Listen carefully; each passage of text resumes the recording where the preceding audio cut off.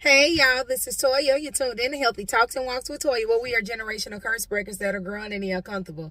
Hey y'all! So, listen, if you're new to my channel, I am a faith-based motivational speaker. I'm a life coach. I'm a mother by faith. I am a wife. I'm a small business owner. I sell shirts that say generational curse breaker and growth is any uncomfortable, which you can get at autumnfaithcollc.com. Now, my channel is about inspiration. It's really just a docu, my journey to healing, things that I'm learning on my journey to healing, and just some of it is faith-based. Other stuff is just practical things that I've learned in life on my journey to healing. So today I want to talk about transparency and vulnerability. Transparency and vulnerability. And so I wanted to talk about that because I was recently having a conversation with one of my sister girls, and she was saying she's trying to learn, how to be transparent, or and the difference between being transparent and being vulnerable. So, of course, I did a little research, and when I say research, I mean google.com, because we are a Google generation.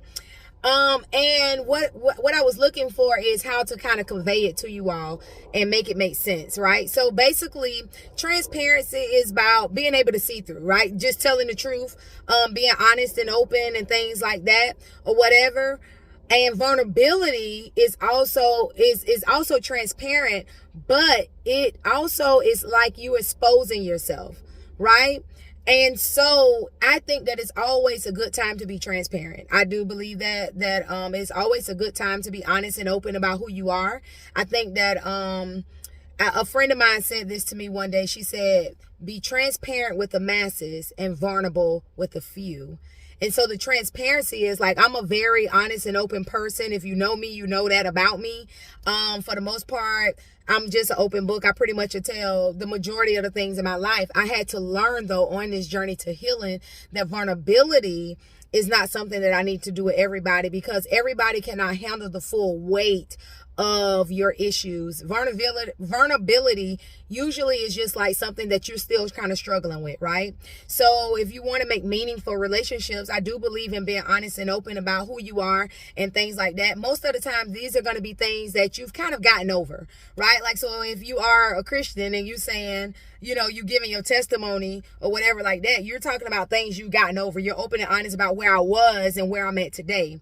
Vulnerability, on the other hand, is, hey, this is something that I'm kind of still struggling with, something God is still dealing with me in, right? And so you don't want to be vulnerable with everybody, again, because what happens is, if you're vulnerable with everybody and y'all are not at that place where the vulnerability is equally back and forth reciprocated, what happens is the moment that relationship grows apart or fall apart or whatever the situation is, now they leave with parts of you, and you're feeling basically vulnerable, subject to attacks, or subject to feeling insecure.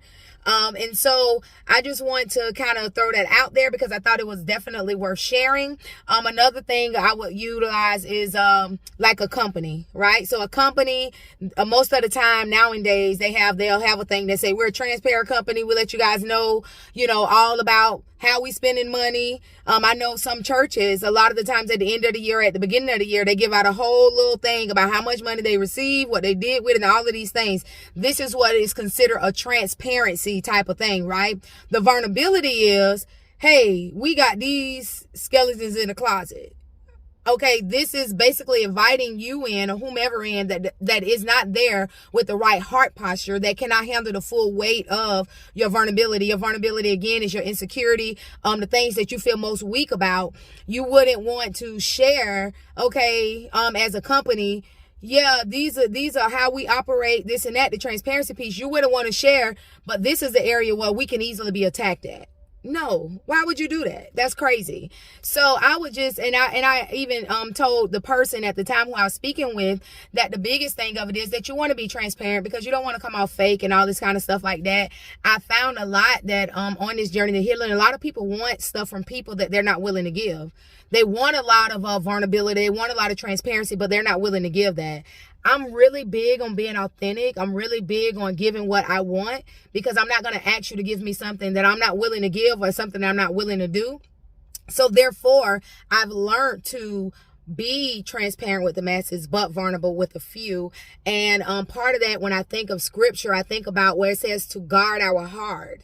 We guard our heart because out of it flows the issues of life. And so basically what that is talking about is you can't go out here sharing all of the areas that you still struggling with, that, you know, that you had a hard time overcoming, because what'll happen is the moment that person walk off and go blab this stuff, now automatically you're hurt. And that can turn into bitterness and unforgiveness and all sorts of stuff. And out of that bitterness, out of that stuff that has set in your heart, you will behave. And so I just wanted to encourage you guys to learn the difference between transparency and vulnerability, and you know, do what you do accordingly as you interact with people. But I will say there are times where vulnerability is helpful in certain relationships, like obviously marriage, for sure. You definitely want to be vulnerable with your spouse.